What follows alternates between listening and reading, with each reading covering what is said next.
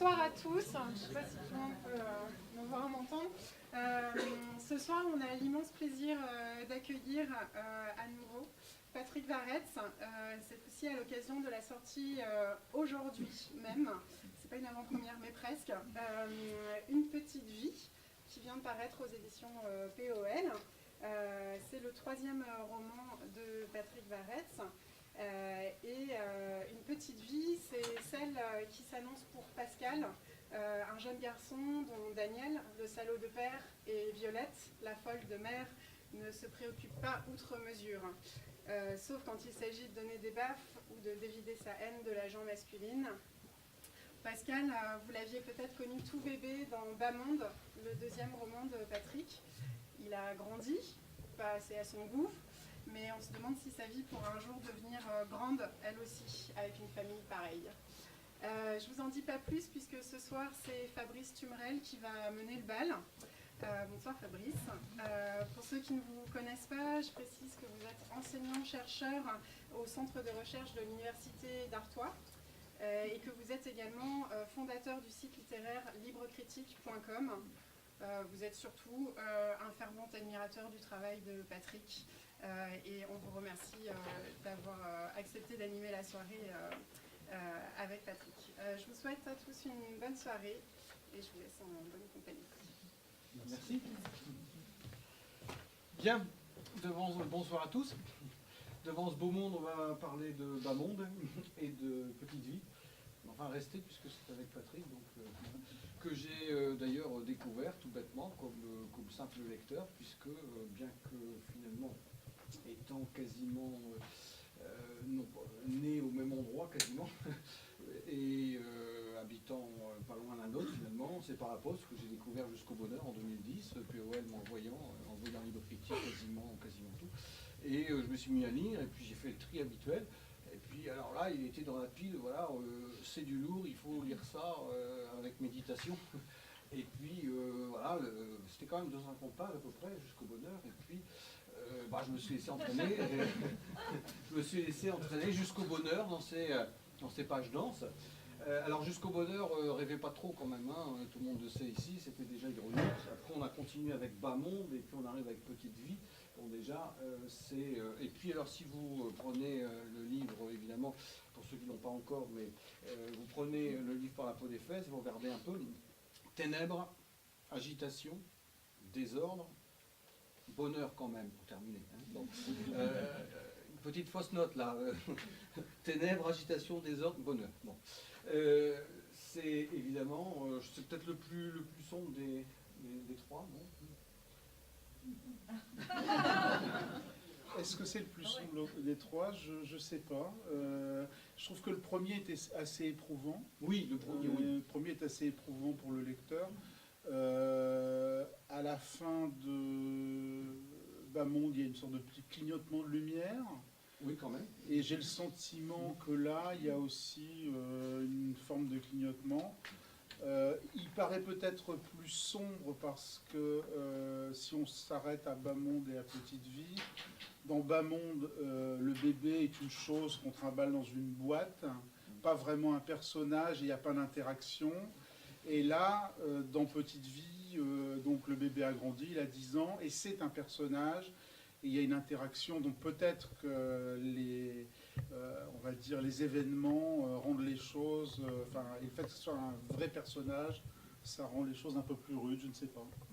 En tout cas, il y a peut-être un peu de comique avec le personnage de Léonie quand même, la grand-mère, qui évidemment pourchasse son fils avec la piqûre, pourchasse les fesses pour le piquer, etc. Donc il y a peut-être quelque chose un petit peu plus comique. Sinon, effectivement, bon, c'est assez sombre. On va dire qu'il y a peut-être un peu moins de grotesque, ou un peu moins de comique, moins de fond que dans Jusqu'au bonheur. En tout cas, on est passé on est toujours dans un univers concentrationnel quand même. Hein. C'est toujours dans le resserrement, dans le huis clos tragique. Simplement, on est passé Jusqu'au bonheur. Hein, c'était, bon, pour ceux qui éventuellement ne l'ont pas encore lu, c'était le fameux docteur Kouzlik qui voulait faire le bonheur de tous. Alors, quand quelqu'un veut faire le bonheur de quelqu'un, c'est pas évident. Et puis, ensuite, on est passé là d'une espèce de dystopie, de contre-utopie. On est passé avec Bas Monde et Petite Vie dans la cellule, mais la cellule familiale, hein, il a bien nommé, quoi. Hein, cellule familiale, c'est vraiment l'emprisonnement, l'emprisonnement de la famille. Donc là, il y a quand même Bas Monde et Petite Vie, ça fait un diptyque, et il y a un troisième élément qui va même sortir, c'est ça, hein? Voilà, je viens de terminer le troisième volet qui paraîtra, j'espère, l'an prochain. Mais pour revenir sur le mot de concentrationnaire, le premier roman, effectivement, Jusqu'au bonheur, c'est dans un univers concentrationnaire, puisque ça se passe dans un lieu qui est entre l'hôpital psychiatrique et le camp d'internement, le camp d'extermination. Après, Petite Vie, Bas Monde, ça se passe dans une cellule familiale, mais rétrécie. Je travaille beaucoup sur l'idée du rétrécissement du réel, voilà. C'est des gens qui sont dans un univers assez clos et ils n'en maîtrisent pas les clés. Et dans la suite, on va retrouver ça aussi. Mais je peux peut-être commencer par une petite... je vais vous lire un passage. Enfin, je vais vous lire un passage et puis je lirai un passage à la fin. Ce passage, en fait, va permettre de situer un peu l'action du roman. Le roman se passe en 68, au moment des événements. L'extrait met en parallèle ce petit milieu familial qui est hanté et habité par la violence du père et en même temps très éloigné de cette haute forme de violence sociale qui se déroule sur l'écran et dans le tube du téléviseur, mais dont les personnages se sentent terriblement éloignés. Et en même temps, dans la violence du père, qui est liée beaucoup à sa faiblesse, on sent bien une violence qui est quand même due en partie à une sorte de pression sociale, on va dire. Nous demeurons si petits malgré nos efforts, si maladroits surtout. Nous courons sans savoir, aveugles à ce qui nous anime, incapables d'outrepasser les limites que le corps, à l'encontre de l'esprit, nous fixe. Daniel, mon pauvre père, voit bien que tout cela, l'existence, ne mène nulle part.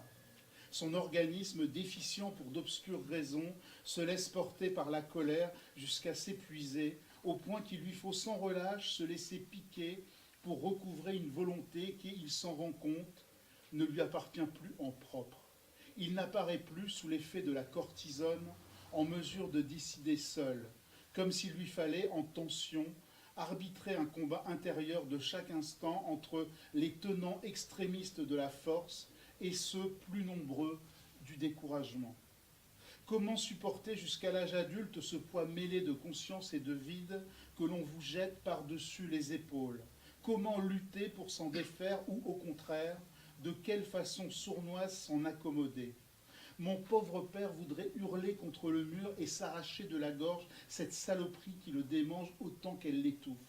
Mais à quoi bon s'égosiller puisqu'on feindra toujours de ne pas l'entendre, surtout depuis que sa mère et l'autre peau, les garces, se sont empressés de le planter là pour rejoindre la cuisine. Le pantalon sur les chevilles, il ignore à quoi au juste se raccrocher, ou même s'il doit accomplir l'effort encore de s'agripper à sa petite vie. Tout cela se résume à si peu de choses. L'usine où il travaille en 3-8, les bars où il va boire et jouer au dé et minauder auprès de ses bouffiasses, comme tous ceux de son rang, duquel on ne s'extrait pas, il se satisfait et se rassure des mêmes habitudes.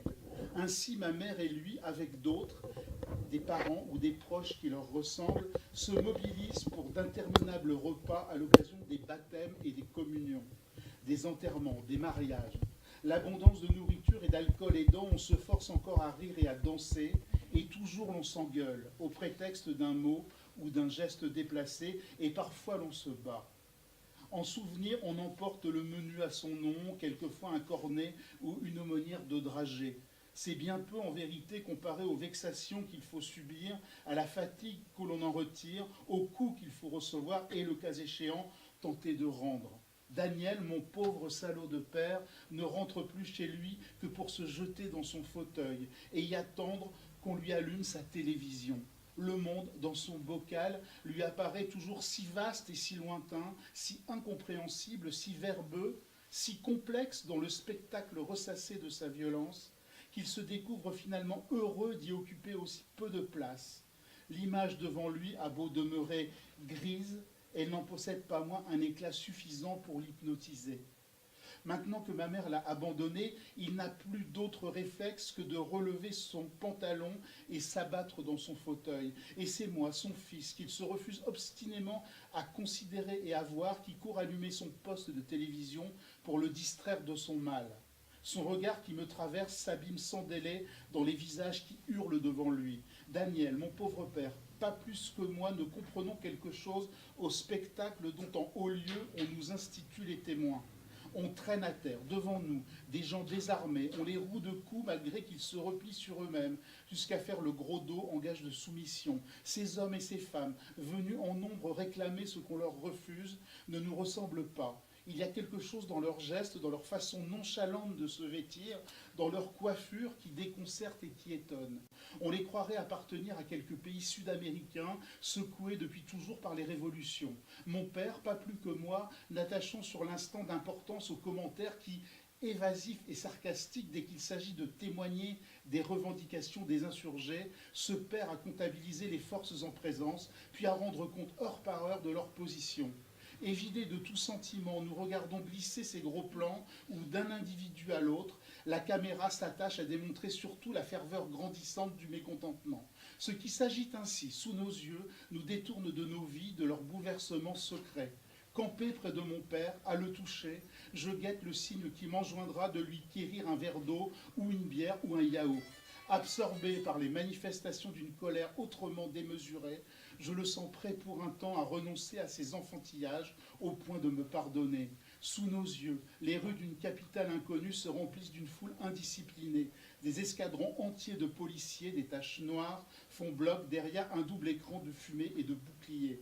Là-bas, très loin, on arrache aux rues leurs pavés et leurs plaques d'égout, érigeant dans l'urgence des barricades d'un autre temps.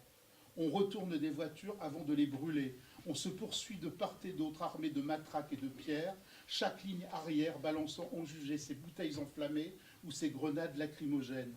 De fait, on pleure beaucoup du côté des insurgés, où, faute de masque, l'on se couvre le visage d'écharpes et de foulards. Daniel, mon pauvre père, ouvre démesurément la bouche et racle l'air au fond de sa gorge. On croirait, à le voir ainsi s'étouffer, qu'il cherche à aspirer pour lui seul l'incompréhensible sauvagerie des images. De quel poids de colère pourrons-nous demain prétendre écraser le monde?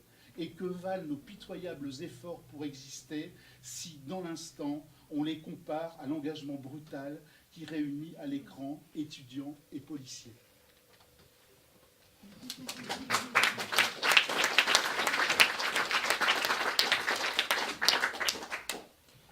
Ça ne manque pas de souffle, on reviendra un peu sur l'écriture.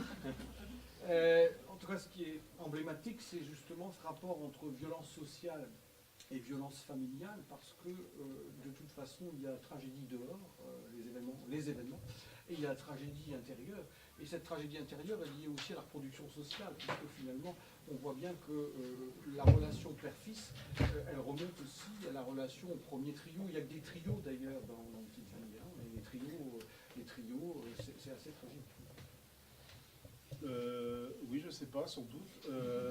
Des trios, oui, puisque le bouquin est construit au départ sur et le précédent sur le trio des parents, le père, le salaud de père, la folle de mère, et puis le fils.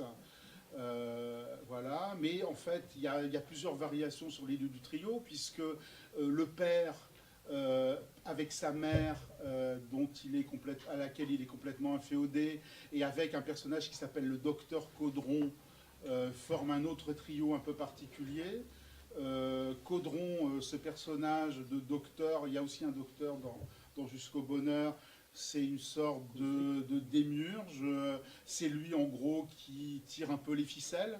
On a toujours l'impression, finalement, dans ce petit bocal et milieu clos, où on voit s'agiter une famille, c'est un peu comme des rats de laboratoire.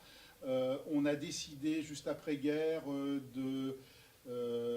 va dire d'inculquer, en tout cas, d'astreindre tous ces gens au bonheur, hein, c'est le principe de la société de consommation, et puis c'est un peu comme si on les observait, et le personnage finalement de Caudron, le Toubib, bah, il est là aussi pour veiller à la bonne marche des choses, et il faut quand même que les sujets de cette expérience bah, soient quand même en état de la vivre, et donc ils soient quand même à peu près en bonne santé. Je ne sais pas ce qu'on a d'autre comme triangle, à part le père, la mère, le fils, et puis les triangles que j'ai évoqués. Oui, bah, c'est-à-dire qu'il y a aussi le triangle déjà de la grand-mère, le grand-père. Non, le grand-père n'est pas là, il n'y a pas de grand-père. Enfin, disons que le père, oui, voilà, mais qui est mort, dont on évoque quand même l'évanescence. Ouais. Puisque, en fait, la relation père-fils, elle est difficile parce que déjà la relation du père avec l'infirmière qui est là, et puis son père était déjà des relations un peu compliquées. Donc on voit bien finalement l'amour et haine, enfin le couple amour-haine dans ces trios, dans ces relations familiales, il y a quand même amour et haine quand même. Hein. Je vois pas beaucoup d'amour. En fait, j'ai l'impression que, hormis le petit garçon qui est le narrateur, c'était intéressant parce qu'un des enjeux du livre, c'était de se poser enfin la délicate question de l'amour. Parce que dans Bas Monde, c'est une chose qui est trimballée dans un carton, comme on a dit, et il n'y a pas d'interaction.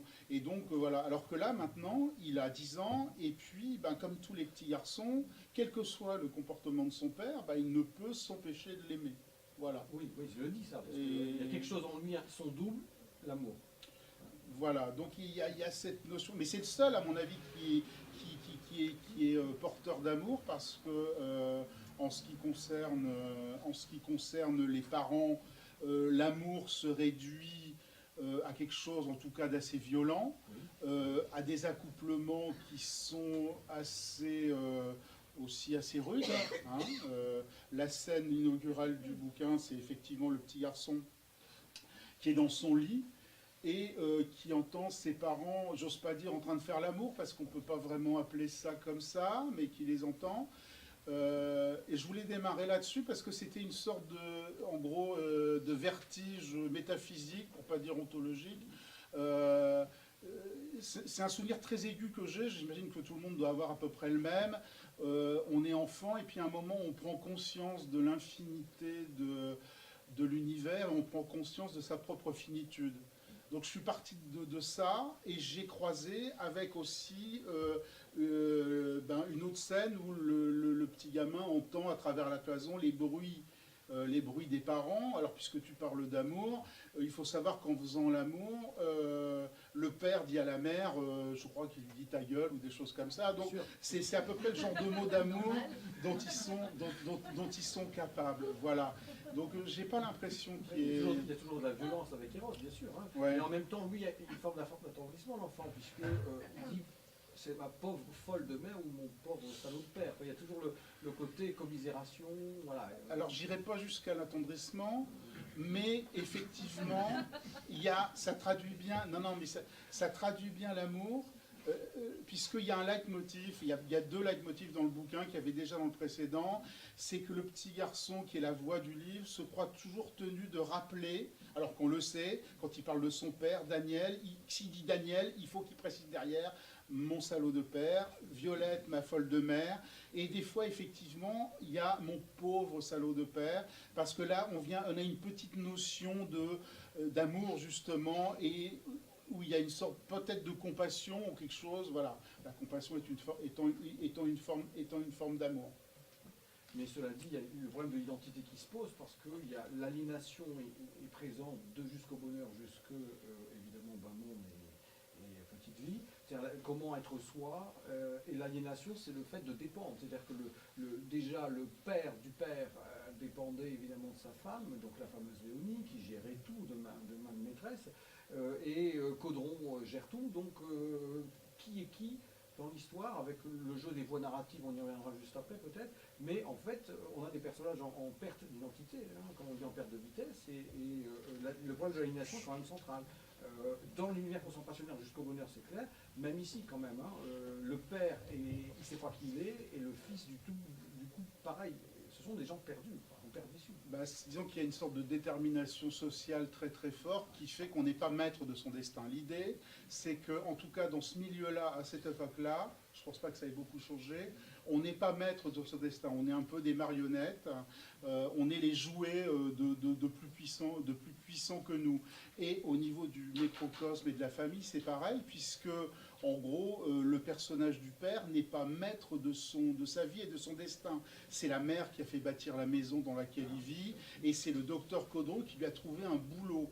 Voilà, donc il fait, on lui dit de faire, pour parler simplement.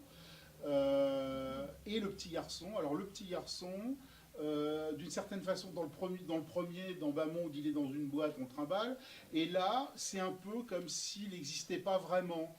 Les premiers chapitres, il est traversé, il a le sentiment d'être traversé par les personnages, il est juste une sorte de spectateur.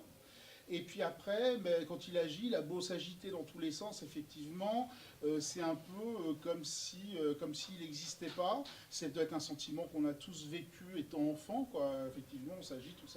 C'est peut-être pour ça qu'on s'agite autant quand on est enfant. Et puis, les adultes s'intéressent pas à nous, et quand ils s'intéressent à nous, finalement, c'est pas forcément pour des choses, en tout cas, très, très positives, ou qui, voilà. Il y a quelques scènes comme ça, on pourrait y revenir, où effectivement, quand on commence à s'intéresser à lui, il vaudrait mieux qu'on le fasse pas. C'est généralement pour lui donner quelques torgnoles quand même, quand on s'intéresse à lui. Oui, et encore, les torgnoles, en fait, il y a beaucoup de violence dans ce livre, mais c'est surtout une violence qui est en fait une violence conjugale du père vers la mère. Et je crois que ce qui marque ce gamin, ce qui marque cet enfant, il y a tout un chapitre là-dessus où la mère est littéralement passée à tabac. Et je crois que c'est cette violence-là qui le bouleverse, plus que la violence dont lui pourrait être l'objet, d'ailleurs, qui est assez mesurée. Mais en fait, la violence dont il est l'objet est une violence plus psychologique et donc que physique. Il y a deux exemples. Un extrait que je lirai tout à l'heure à la fin, où le père force le gamin à écrire et écrit à sa place, dicte. Voilà, donc là il y a une vraie violence. Et puis une autre violence encore plus pernicieuse, c'est que le père, qui est violent avec tout le monde, se permet en plus de bouder et de faire la gueule, et donc se refuse à son fils. C'est le petit extrait qui est en dernière de couve qui dit « J'ai faim de son injustice, de ses mains et de ses joues, du jugement de ses yeux, je languis d'ennui et d'incertitude dans l'attente de ses coups, j'ose à peine même en secret prononcer le vocable ridicule par lequel il convient de le nommer papa ».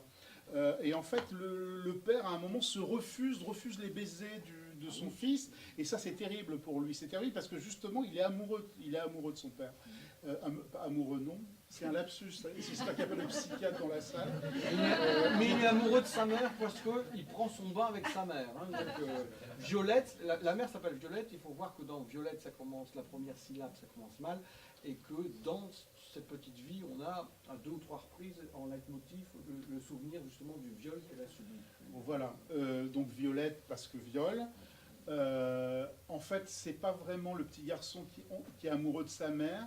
Il parle pas tellement d'ailleurs des sentiments qu'il éprouve, et il en éprouve pour sa mère, mais par contre c'est plutôt la mère qui a une attirance ou une inclination un peu bizarre, mais bon, pas plus bizarre que ça, pour son fils. En gros, quand à un moment le père se retrouve à l'hosto, et évidemment le fils vient combler le vide dans le lit, et puis il y a une scène, un moment dans la salle de bain à laquelle tu fais référence, où la mère, le fils il a quand même 10 ans, elle le lave, voilà, et elle se lave devant lui.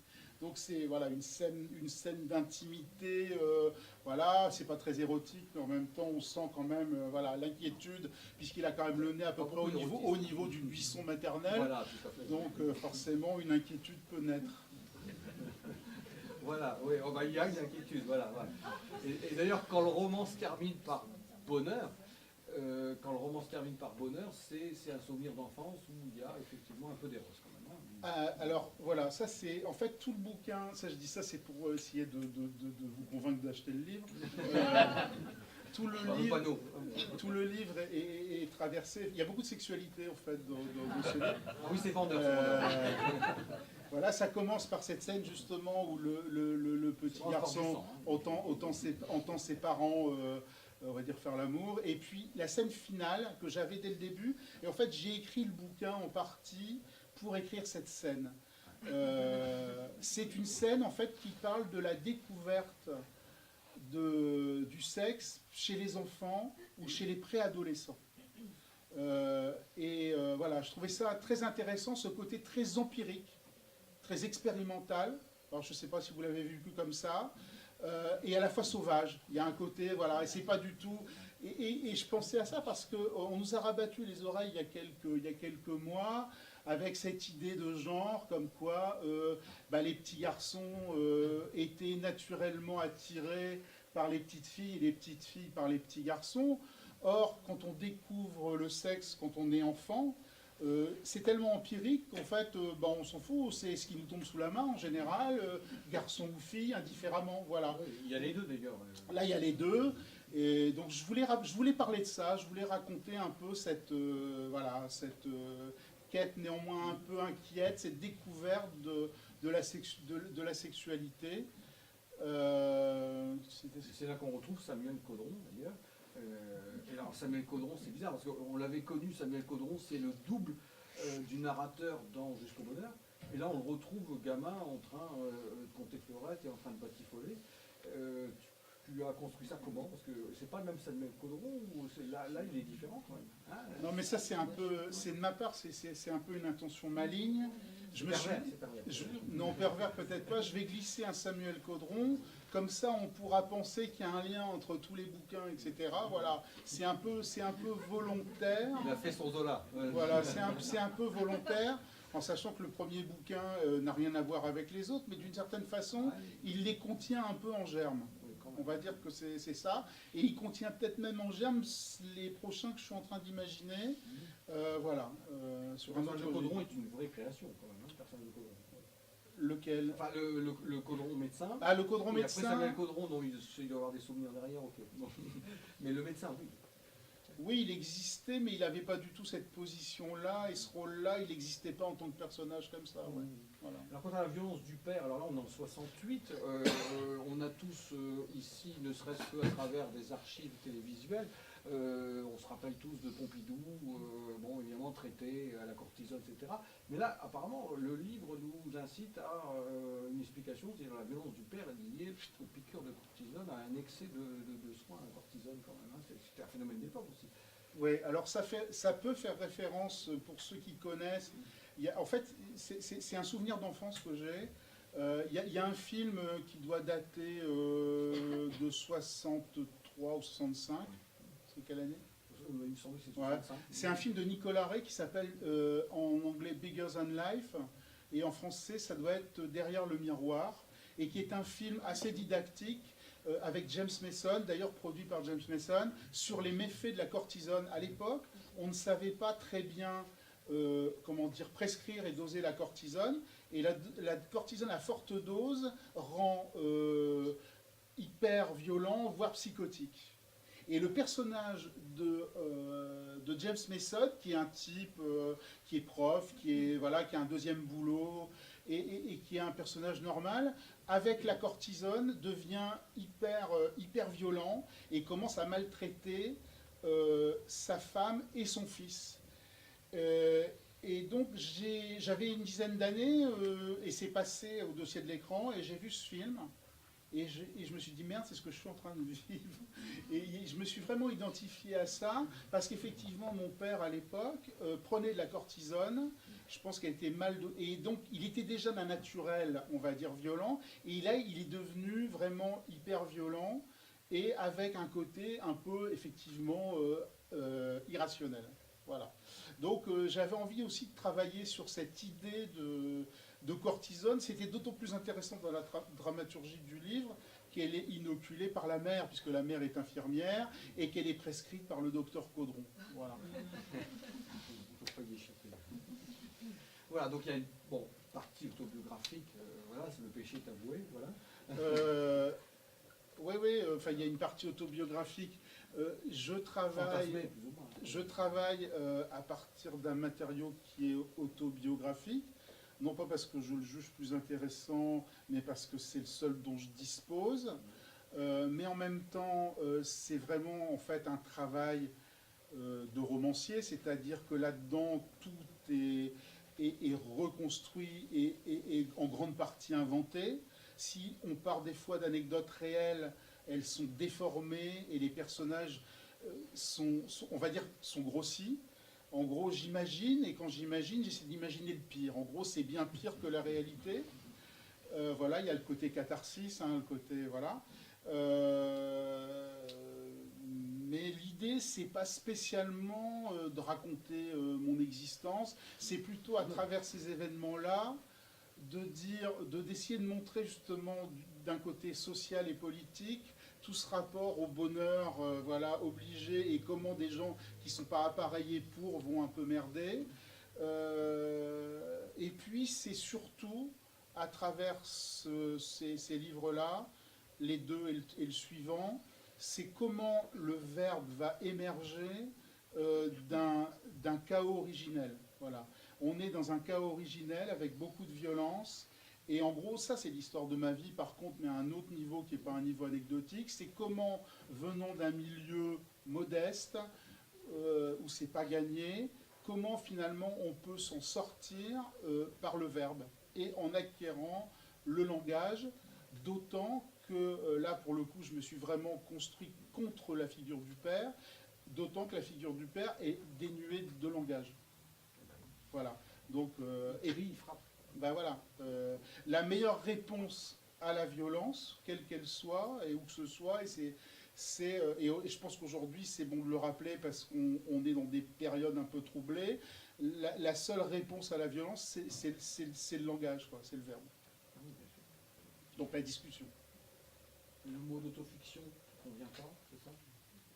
Ben non, parce que... Bah ouais, Henry Miller, il faisait de l'autofiction, enfin tout le monde faisait de l'autofiction sans savoir qu'il faisait de l'autofiction. C'est un peu une tarte à la crème, l'autofiction. Il y a en gros deux types d'écrivains, il y en a sans doute plus que ça, mais de romanciers.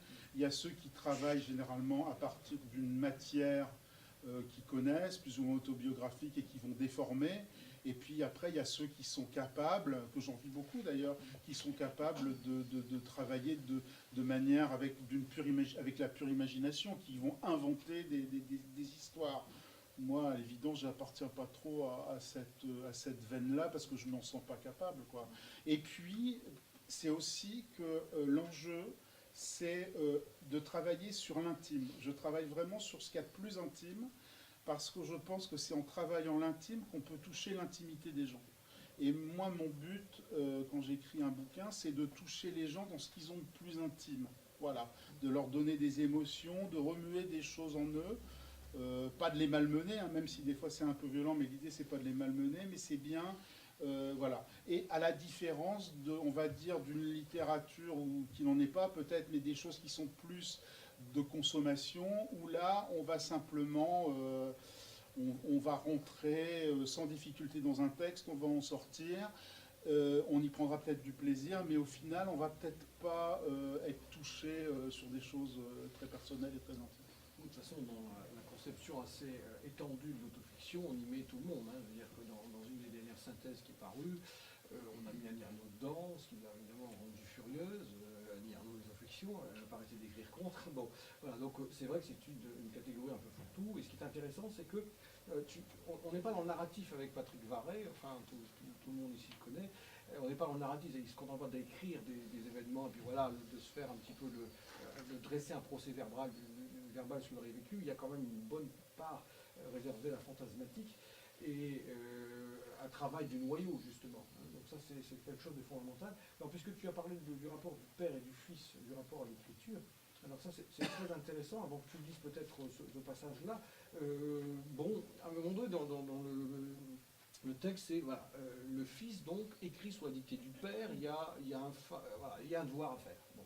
Et puis, comme le narrateur, on va pas dire toi, mais enfin quand même, bon, le narrateur dit, il n'y a jamais de questions évidemment anodines, hein, la rhétorique scolaire, les questions que l'on pose à l'école sont toujours évidemment datables, se situent dans une histoire des idées, une histoire de l'école, et il y a un sujet sur le bonheur, et le père donc va procéder à la dictature quasiment, pendant des heures, il va essayer de raconter, et à un moment donné, l'écriture devient un cauchemar. Mais alors ce qui est intéressant, c'est qu'il y a de mise en abîme de l'écriture, et donc on a un enfant qui écrit plus ou moins sous la dictée du père, et on a l'écriture est un cauchemar. Alors pour l'écrivain, est-ce que l'écriture est vraiment un cauchemar?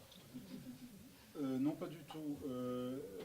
Toi, tu cauchemardes pas. Le lecteur va peut-être cauchemarder. Non, moi j'écris, j'ai déjà dit, j'écris, c'est toujours les moments d'écriture, c'est des moments de pur plaisir. Je crois que c'est les moments où je suis le plus heureux quand j'écris. Oui. Et je pense qu'on ne peut pas écrire, ça doit être difficile, c'est tellement de boulot, c'est tellement de concentration, c'est tellement de choses. Bon, il y a pas mal d'écrivains ici, ils savent bien, quoi. Si on n'est pas dans le plaisir, ça doit être redoutable. Puis cette image un peu, on va dire, ressassée de l'auteur comme ça, malheureux et tout, ça va bien, quoi.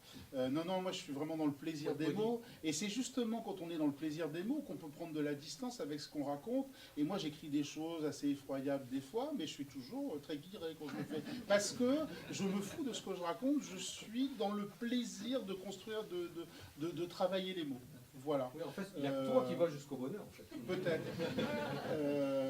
Et en fait, pour revenir à la scène dont tu parles, c'est pas innocent si je l'ai mise dans le bouquin.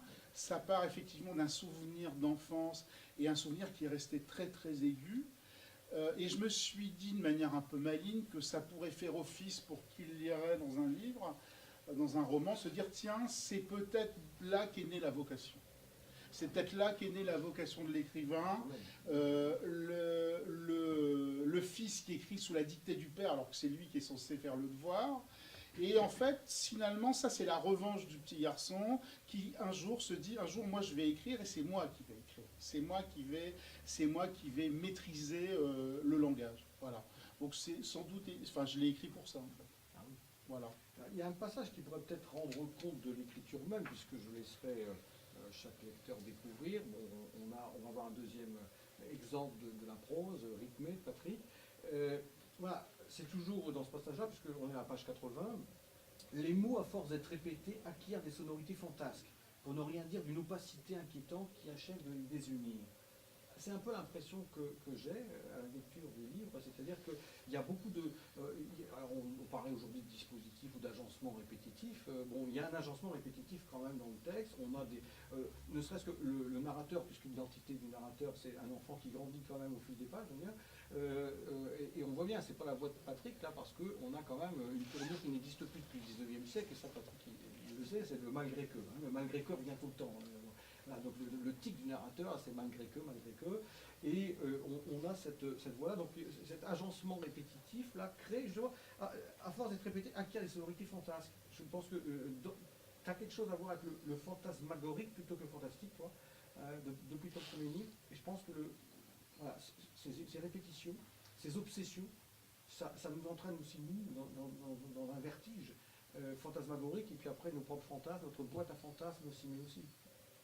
Oui, alors sur le malgré que, j'ai pas... En fait, il y a une façon d'écrire qui est revendiquée littérature. En gros, il y a aujourd'hui une façon, comment dire, une sorte d'académisme où on essaie de faire la littérature qui n'en serait pas, avec une syntaxe réduite à l'essentiel et puis un vocabulaire appauvri, et j'écris comme je parle.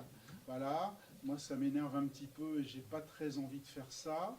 Donc l'idée, c'est vraiment de renouer avec la syntaxe déjà, avec des procédés. Alors c'est Dominique qui est là qui m'avait fait remarquer, il y a beaucoup de tirets avec des phrases en incise. Dominique me disait que c'était très 19e. Voilà. 20e. Voilà. Et le malgré que aussi, ça participe de ça. Alors malgré que, normalement, c'est pas français, mais comme Marcel Proust l'emploie, je me dis que si Marcel Proust le fait, je vais pas me gratter, moi, je vais le faire aussi. Donc, Mais en même temps, c'est la voix du narrateur. oui, mais c'est aussi trouver cette voix, et qui est une voix littéraire, et qui n'est pas la voix d'un témoignage, mais essayer d'avoir un langage, de réinventer un langage. Ah oui, c'est clair. Voilà, c'est ça l'idée. Il y a quand même... Un langage singulier, un langage qui ressemble, ça c'est un peu orgueilleux, qui ne ressemblerait à aucun autre. Oui, cela dit, l'identité narrative ici est quand même plus stable. Ça reste celle d'un enfant, enfin c'est pas vraisemblable évidemment, mais ça reste celle d'un enfant. Il y a une plus grande indécidabilité dans un monde où à un moment donné on se demande qui raconte, et dans Jusqu'au bonheur, alors là, à un moment donné, on a l'impression que le narrateur il est complètement habité par Caudron, on ne sait plus. Oui, non, Jusqu'au bonheur, c'est confus. C'est confus. C'est confus. En ce qui concerne la voix, l'idée c'est en fait,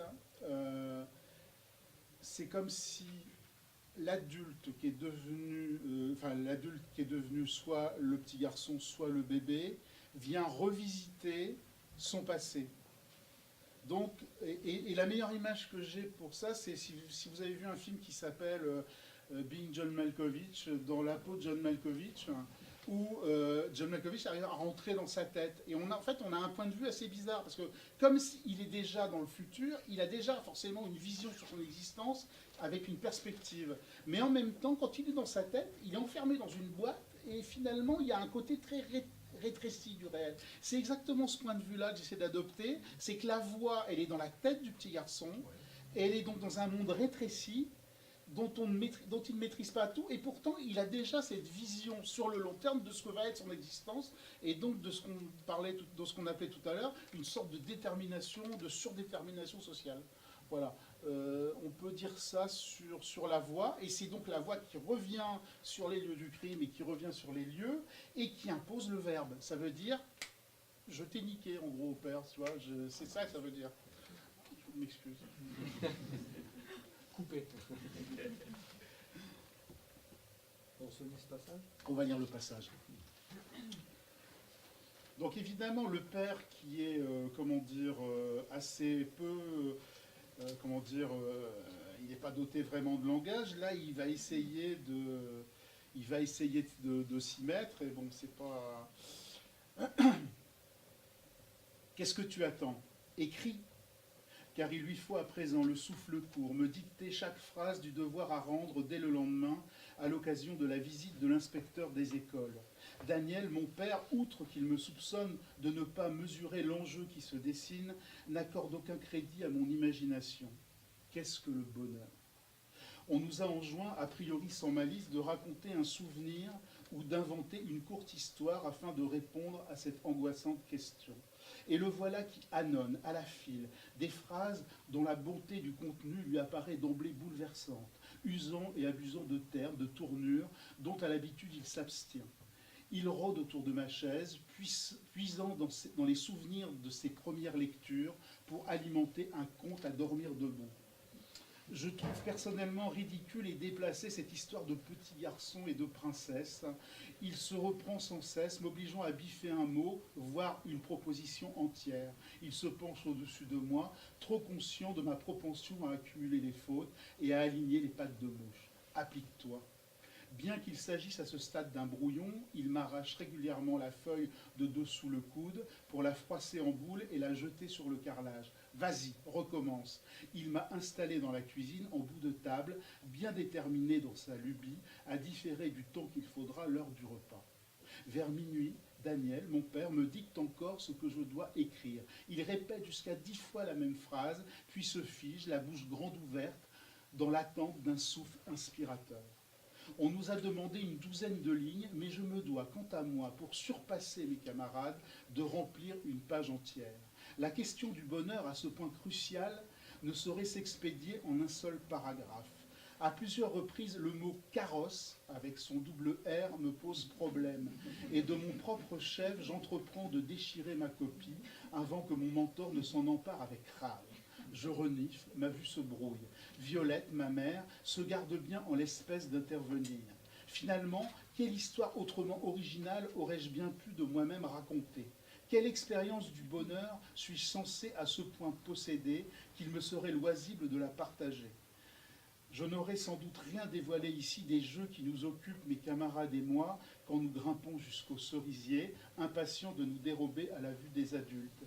Pas plus que je n'aurais convoqué le souvenir de la jeune fille qui, mandée par ma grand-mère, m'entraînait bébé vers les hauteurs du jardin, me serrant contre elle pour me protéger du vent. C'est la pudeur, je crois, ou une certaine superstition qui nous empêche de laisser s'exprimer nos émotions. Penché sur ma feuille, contraint de recopier pour la énième fois les mêmes phrases, j'en viendrais presque à comprendre mon pauvre salaud de père qui, pour m'assurer, croit-il, une note honorable, se voit réduit à redoubler de mièvrerie et de lieux communs. Je serais donc à ce point incapable d'écrire qu'il faudrait que l'on pense pour moi, et pratiquement que l'on me tienne la main. Daniel, mon père, au mépris de sa santé, s'épuise à contourner les mots, au sens qu'il les contraint à adopter au sein des phrases des postures maladroites, pleines d'affaîtrie, à seule fin de transcender la prose banale qu'il me suppose. Incapable de moduler son propos, il le hurle, soulignant avec hargne l'emplacement des virgules et des points, préoccupé tout autant par le dénouement de son histoire que par la rigueur de sa syntaxe. La visite de l'inspecteur des écoles, pour ce qu'elle revêt d'exceptionnel, mérite qu'à travers lui je me surpasse. Ainsi, demain, il sera dit qu'un Wattez, son fils, brillera par l'originalité de son style. La compétition s'annonce d'emblée si rude qu'il me faut, sans état d'âme, saisir cette opportunité de me distinguer. Qu'est-ce que le bonheur ? Dans la bouche de nos maîtres, il n'est guère de questions anodines. Chaque assertion, aussi futile qu'elle puisse transparaître sous la plume d'un enfant, mérite d'être considérée et pesée avec gravité. C'est d'ambition sans doute qu'il est question et, sous couvert d'un exercice anodin, l'on s'emploie forcément à mesurer notre propension à la réussite. Qu'aurait imaginé Daniel, mon père, s'il s'était agi de répondre pour lui-même ? Être heureux. Cela signifie-t-il encore quelque chose quand on perd aussi vite patience et courage et quand l'on voit bafouer chaque jour un peu plus le divin principe de son autorité ?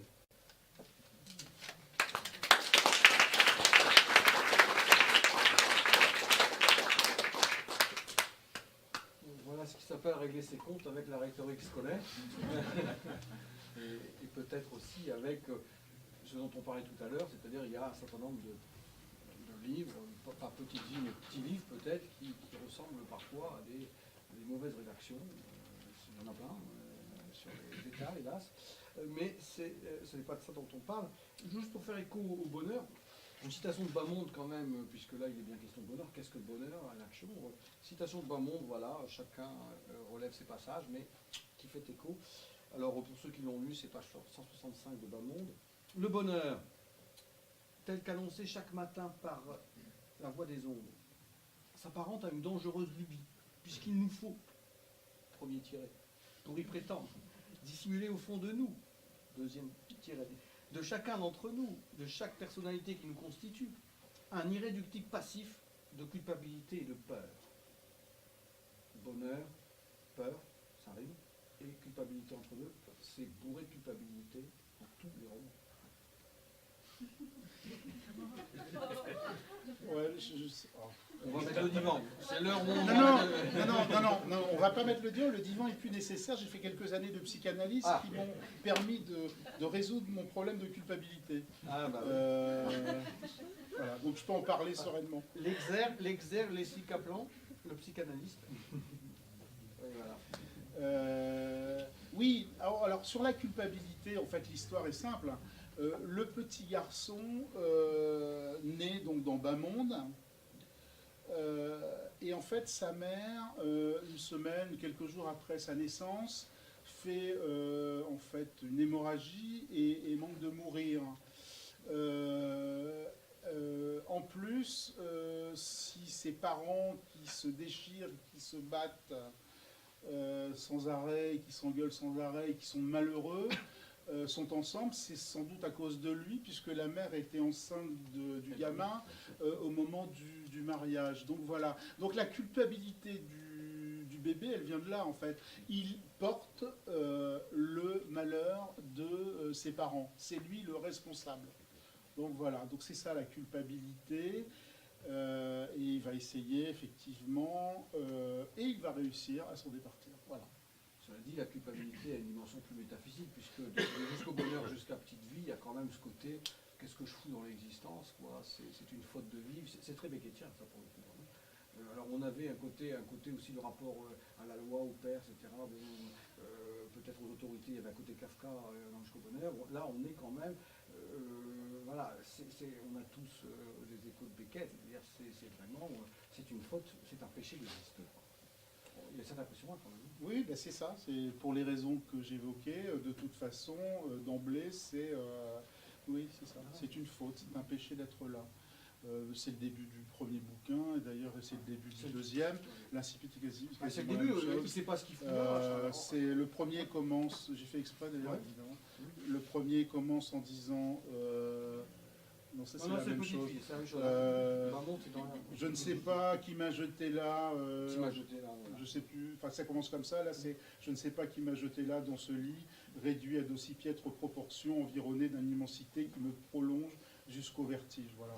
Ça commence presque pareil. Hein. Je ne sais pas qui voilà. m'a jeté là. C'est ça. Moi, j'avais bien remarqué. C'est-à-dire, on se retrouve plongé dans un monde qu'on ne comprend pas et on se demande ce qu'on fout là. Voilà. Et en même temps, c'est aussi un pied de nez au roman un peu traditionnel, quoi. Le personnage, il ne sait pas ce qu'il fout là, le personnage, quoi. Il est tombé, voilà. C'est-à-dire, c'est aussi une façon, peut-être, je ne sais pas, si tu y as pensé, en tout cas, moi, en lisant, je dis, voilà, c'est aussi un pied de nez au roman traditionnel qui continue à raconter des histoires à dormir debout, comme le père, avec des personnages, avec une machine bien huilée, une construction, une intrigue, tandis que là, dès le départ, le personnage, il ne sait pas ce qu'il fout là, quoi. Il sait peut-être même pas ce qu'il fout dans le roman, peut-être, ou dans le livre, non, je sais pas. Ouais, mais c'est un peu comme dans la vie, moi ça m'emmerde un peu, les gens pleins de certitudes, qui savent très bien où ils vont et ce qu'ils font. Et dans les bouquins, c'est pareil, quoi. C'est assez emmerdant. Ces bouquins où les personnages passent le camion la route, ils savent où ils vont, tout est tracé. Donc pourquoi écrire le bouquin, pourquoi le lire? Je trouve ça plus rigolo et plus intéressant quand on est confronté à des personnages qui s'interrogent, parce que je pense que dans la vraie vie, on s'interroge, quoi. On se demande toujours le matin en se réveillant qu'est-ce qu'on fout là et qu'est-ce qu'on va bien y foutre, quoi. Pourquoi on va se lever, qu'est-ce qu'on va, voilà. Mais peut-être que parmi vous il y a des gens qui ont des certitudes et c'est bien, mais voilà, ça m'épate toujours. Le moment est venu de donner la parole justement. Non, moi, je voudrais qu'on revienne sur l'histoire de voix. Parce que j'ai une interprétation un peu différente de l'auteur, je m'excuse, comme lecteur. Moi, je trouve que c'est un écrivain qui parle dans un autre. Oui, j'ai dit à peu près la même chose. Hein. C'est pas justement, Ernaud n'est pas le mot qui vient immédiatement en disant, mais il se trouve que dans la honte, elle raconte témoin, enfant à 9 ans, de son père essayant de d'égorger sa mère. Je me souviens pas. Tout à fait. Et elle dit, à propos de ce livre, elle écrit en 95, elle dit, je ne peux pas me mettre dans la peau de la petite fille de 1952, parce que je suis obligé d'écrire de ma position de femme de 95 avec un lexique, etc. Et elle fait, à ce moment-là, elle explique ça qui savent les années, elle fait un détour par la sociologie, l'histoire, etc. Et ça m'a vraiment venu en disant ça, je repense à toi, parce que tu fais aussi un détour par la sociologie, la télé, et plus que la télé aussi. La télé, je parle de le poste, le fauteuil du père, dans lequel il s'installe. La maison, c'est pas eux qui l'achètent, mais le jardin, il le fait comme ses voisins. Hein. Et puis aussi les repas de famille. Et puis après, Arnaud fait un détour par la sociologie de l'histoire et aussi évidemment 68. Et elle fait ça parce que elle dit une phrase clé, elle dit il n'y a pas de, je crois que je n'arrive pas à me rappeler, mais elle dit il n'y a pas de mémoire possible sans ce détour-là. Elle fait ça. Et vraiment, ça m'a vraiment fait penser à ça. Je lisais tout à fait les deux choses en même temps. Ça m'a fait penser à ça, ton travail, comme tu aurais fait un détour, alors tu ne le dis pas, mais un détour par la sociologie, par l'histoire, par tout ça. Oui, je ne fais pas du tout un détour par la sociologie au sens propre, puisque j'ignore même ce que c'est que il y a du social. Ce que je veux dire, tu vois, et Ribon, oui, qui est sociologue, par exemple, va le faire. Je ne dis pas ça, mais je dis l'achat de la télé à ce moment-là. Ah oui, etc. Mais en fait, l'idée, à la fois du social et de l'histoire, mais l'idée, dans les trois romans d'ailleurs, donc le suivant aussi, le suivant se passe au moment de la Seconde Guerre du Golfe en 91, celui-là se passe en 68 et le premier se passe à la fin des années 50. J'essaie qu'il y ait toujours vraiment un ancrage historique, mais que ça soit amené par des petits détails. Là, il y a l'extrait que j'avais lu tout à l'heure, il y a quelques références, en fait, que j'ai écrit ça à partir des images que j'ai revisionnées, des voitures couchées, etc., des images de 68. Voilà, c'est juste quelques éléments qui sont parfois très symboliques, puisque la télé symbolise l'émergence d'une époque, alors que dans le précédent, c'est encore la radio. Voilà. Il y a des chansons aussi qui peuvent apparaître par moments et qui vont fixer l'époque. Ouais, c'est ça. Mais c'est pas sociologique ou sans. J'ai pas le bagage. Mais pour moi, c'est important de l'inscrire dans un milieu et dans une époque. Parce que c'est très surprenant ce passage. Ça se fait vraiment. Moi, je suis très admiratif de ça. Ce passage de la voix. On voit bien, c'est pas dans Balmont, c'est pas un bébé, etc. C'est un écrivain qui parle dans un bébé, dans un enfant, et on passe de l'un à l'autre comme ça de façon tout à fait étrange dans le temps. Mais étrange, mais je veux dire vraiment réussi. Enfin, là, ce que je veux dire, c'est quelque chose d'assez mystérieux, de très très beau. Alors, il y a un élément peut-être pour essayer d'expliquer ça, c'est que j'essaie au contraire de ne pas être dans la psychologie. Tu vois, donc j'essaie d'éviter la psychologie, mais je suis plutôt dans les sensations, dans le côté physique, puisqu'on appréhende le monde à travers les sens. Et c'est aussi pour ça, peut-être, quand on lit certains passages un peu rudes, peut en éprouver soi-même de l'angoisse, de la gêne, on est pris aux tripes, parce que justement, le narrateur, il raconte les choses aussi à un moment, il délivre, il raconte ses sensations. Et non pas, c'est pas cérébral. Voilà, donc c'est peut-être ça. Même la scène primitive, d'ailleurs, c'est très auditif, en fait. Le sens qu'il emporte, c'est... Moi, ça reste toujours très mystérieux quand vous parlez du narrateur. Comment ? Ça reste très mystérieux. Oui, la voix, je préfère peut-être le mot voix. Oui, c'est plutôt le mot voix. Je suis bien incapable de le définir dans ce livre. C'est vraiment... tout à l'heure, on parlait de l'enfant narrateur, c'est pas forcément pas l'enfant narrateur. C'est très étrange et ça reste très très mystérieux dans le livre, et c'est ça qui fait vraiment quelque chose de... Oui, c'est une voix, c'est indécidable, bien sûr. C'est indécidable. Tout à fait. Non, mais en tout cas, ce qui est certain, c'est que je parlais de reproduction sociale tout à l'heure, c'est que le social est très important. Dans le livre, hein. Il y a une analyse du social à travers justement les trios là et l'univers concentrationnaire jusqu'au bout. Une parenthèse, juste sur le côté sociologie, il y a une différence quand même, c'est que j'ai l'impression, hein, je dis ça parce que j'ai discuté cet après-midi avec une journaliste de La Voix du Nord qui m'a parlé du bouquin Pour en finir avec Eddie Bellegueule. Hein, Oui. Qui est un bouquin qui doit beaucoup à Héribon, puisque l'auteur a été l'élève d'Héribon. Et dans le bouquin que j'aime bien au demeurant, mais il y a une limite dans ce bouquin, on sent que les personnages sont vraiment archétypiques. C'est des archétypes qui viennent de la sociologie. C'est que la sociologie, souvent, ça crée des archétypes. Et là, l'idée, justement, c'est d'en faire des personnages. Le père, pour moi, n'est pas un archétype, la mère non plus. Je trouve qu'ils ont une humanité. J'ai essayé de sortir du lieu commun pour être plutôt dans l'humanité. Voilà, justement, par rapport à ce que tu disais sur les sensations, et ce que vous disiez en démarrant la rencontre, que Petite Vie était peut-être encore plus sombre. Moi, j'ai connu l'écriture de Patrick par Bamoud, et c'est un des rares bouquins que j'ai fini en me faisant violence. Et j'ai dû m'interrompre un certain nombre de fois parce que j'étais réellement dans cette boîte à chaussures enfumée par les clubs des parents. Et effectivement, j'étais moi-même asphyxiée par ce récit. Et c'est plus tard que je l'ai relu, après Petite Vie. Du coup, je me suis dit, tiens, dans une Petite Vie, et que je sais que le bébé s'est extirpé de cette boîte à chaussures, je peux le retrouver à nouveau avec moins d'angoisse. Et c'est vrai que quand je lis ces deux bouquins, c'est même pas une émotion qui me vient, c'est vraiment une sensation. C'est-à-dire que moi, il y a la scène peut-être qui m'a le plus sidérée, c'est quand le père est à l'hôpital et que la mère profite de l'absence du père pour déverser ses confidences absolument abominables, sexuelles, etc. dans l'oreille de son fils. Et j'étais dans ce lit-là, quoi, et je sentais la chaleur du corps de la mère, cette logorée dont on ne peut pas s'extraire, mais malgré tout, ce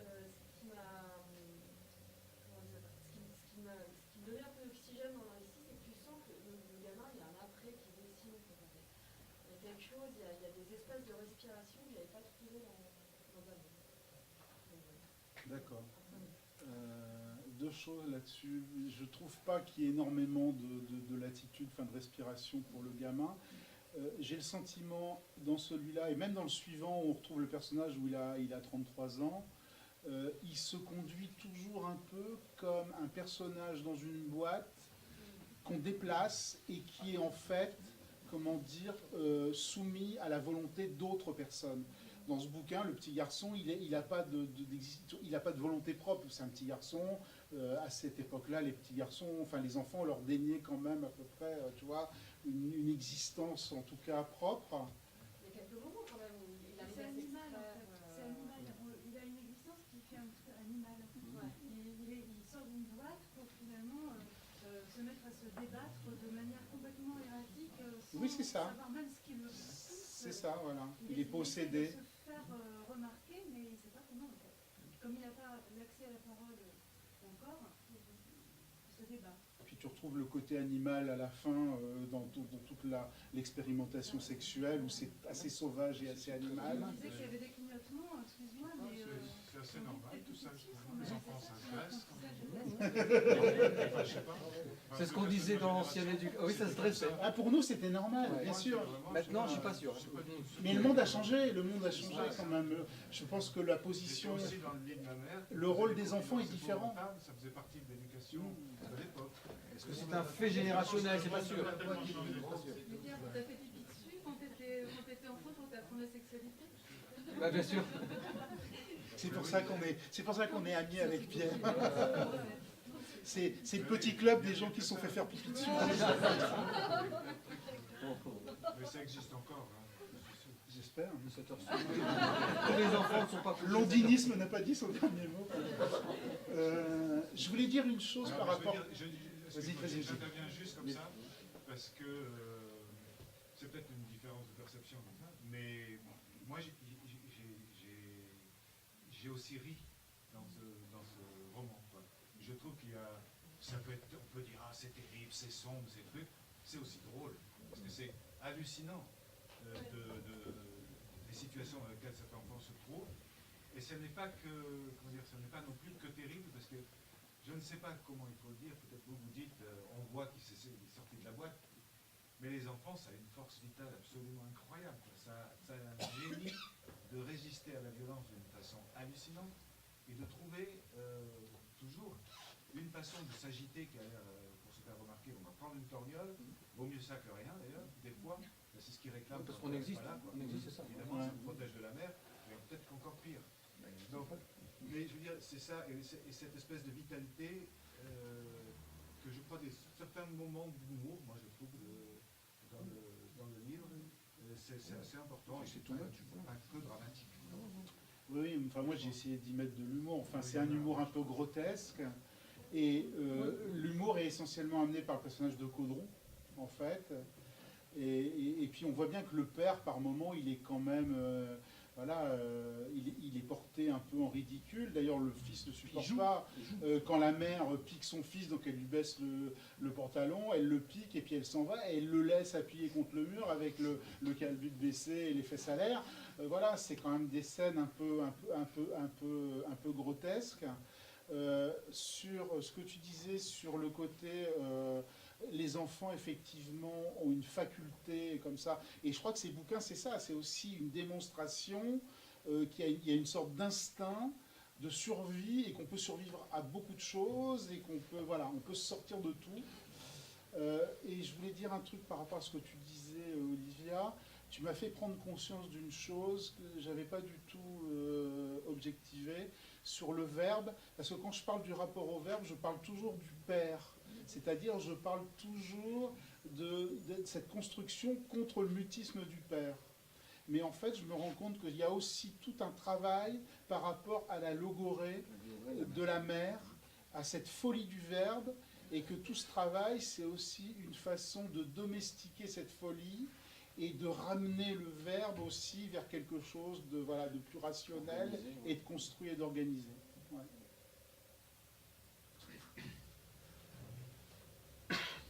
Autre question, Ouais, réaction? je voulais dire une chose. Moi, je n'ai pas lu Petite Vie, j'ai lu les deux autres, hein, Jusqu'au bonheur. Et Monde. Ce que j'ai lu sur Petite Vie, c'est l'article, le texte qui est paru dans Livre Hebdo. Et je suis très content qu'il soit paru parce que ça attire l'attention sur ton livre. Et en même temps, il y a une faiblesse absolument catastrophique dans cet article. C'est il dit pas, il raconte ce qu'il raconte lui, l'éternel problème du fond et de la forme. Et vous, moi je vous suis très reconnaissant, Patrick, mais aussi à vous. Vous avez parlé de l'écriture. Et tu as cité, alors là, je sais que tu as déjà cité dans ce lieu même, tu as parlé de l'écriture comme gaieté. Il y a une phrase de Perros que j'ai déjà citée, là, je m'en souviens, c'est un peu mon caractère obsessionnel. Perros dit « c'est gai écrire », hein, il a le hiatus là, « c'est gai écrire, on peut écrire gaiement qu'on va se suicider ». Bon, il pousse les choses à l'extrême, mais il y a quand même quelque chose de vrai là-dedans. On peut être tout à fait mal, on peut aller mal pour des tas de raisons, hein, chacun en a, mais écrire, le moment de l'écriture, le moment où on trouve des choses qui sont plus ou moins bonnes, mais qu'on admet, qu'on a l'impression qu'on a fait quelque chose, c'est de la gaieté, oui, ça, il faut absolument insister là-dessus. Il faut insister là-dessus. Et alors, donc, il y a autre chose dans ce livre, hein, mais qui me fait penser aux autres, et tu lis très bien. Tu lis très bien, et il y a donc un travail sur l'écriture qui est un travail sur le rythme aussi, tout simplement. Il n'y a pas, voilà, on présente ton bouquin, on ne dit pas un mot de tout ça. C'est-à-dire, c'est un tout petit texte, on en fera sans doute de meilleurs. Mais ça, c'est cette idée de l'écriture, ça me paraît, rien que ça me donne envie de le lire, ce livre, cette histoire de dictée, tout ça, et puis de conquête du verbe qui est vraiment fondamentale. Ça sort complètement de ce qu'on appelle, c'est complètement répulsif le mot d'autofiction, enfin, qu'on ne peut plus l'entendre. On en a marre de l'autofiction, et il me semble que c'est tout autre chose que tu fais. Bien entendu qu'il y a des éléments autobiographiques. On peut pas, c'est difficilement évitable, même si on n'a pas le projet de reconstruire, de retravailler sa biographie, ça affleure plus ou moins, on peut aussi vouloir l'écarter au nom de ce que Deleuze appelait les petites affaires privées. Mais justement, il ne s'agit pas des petites affaires privées. Là, même si c'est nourri de biographie, tu fais subir, enfin, ce que j'ai entendu, et comme j'ai lu les autres, je peux à peu près comprendre le conseil, tu fais subir un déplacement fondamental. Et c'est autre chose que l'autofiction. Ouais, enfin, j'essaie qu'il y ait un enjeu, enfin, de donner un enjeu un peu plus. L'humanité. Voilà. Ouais, Et sur le côté rythme, etc., oui, il y a un travail vraiment. Il faut que ça sonne, il faut que ça groove, quoi. Tu vois, il y a un côté, le texte, il faut, voilà. Et tant que ça sonne pas juste, il y a les deux, il y a les sonorités et le rythme lui-même. C'est ça. Tout ça, mais ça va ensemble. Voilà, c'est ça. Ce qui veut dire que pour écrire, moi je crois qu'il faut avoir une oreille. Si tu n'as pas l'oreille, tu peux avoir toute la technique que tu veux. Si tu n'as pas l'oreille, c'est dur. Un écrivain que j'aime énormément, qu'on lit pas beaucoup aujourd'hui, je crois, c'est un grand ami de Beckett, c'est Pinget. Et Pinget, c'est quelqu'un qui disait « j'écris à l'oreille ». Peut-être qu'il y a quand même, en gros, peut-être qu'il y a deux sortes d'écrivains quand même. Il y a peut-être ceux qui n'écrivent pas à ce point à l'oreille. Je dis pas, je pense que c'est... Il y a des Personnellement, vampires de la vue, hein, bien sûr. j'entends toujours ce que j'écris. Ben, il y a ceux pour qui le travail de la langue n'est pas forcément prioritaire et qui vont plus s'intéresser à l'histoire et à la construction de l'histoire. Tu vois. Donc après, que ça sonne ou ça sonne pas, ils habillent le scénario, on va dire. Non mais quelqu'un comme Simon, il écrit pour la vue, c'est-à-dire il fait des cascades, il compose comme un peintre, il compose, il faut voir les brouillons de Claude Simon, c'est extraordinaire.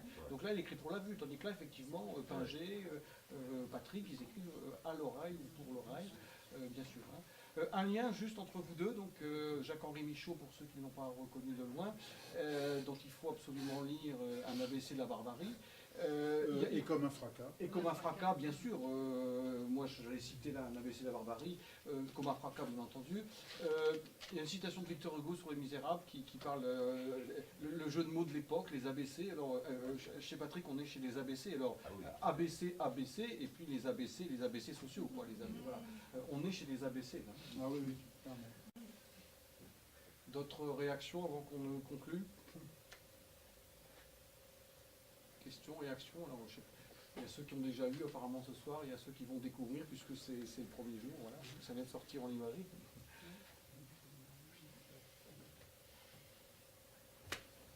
S'il n'y a pas de questions, je remercie énormément tout le monde d'être venu ce soir. Merci à nouveau d'être venus si nombreux. Merci à Patrick Varès de nous offrir une si jolie petite vie, même si elle est jolie seulement par ton écriture. Merci à Fabrice Tumrel d'avoir animé la rencontre de ce soir.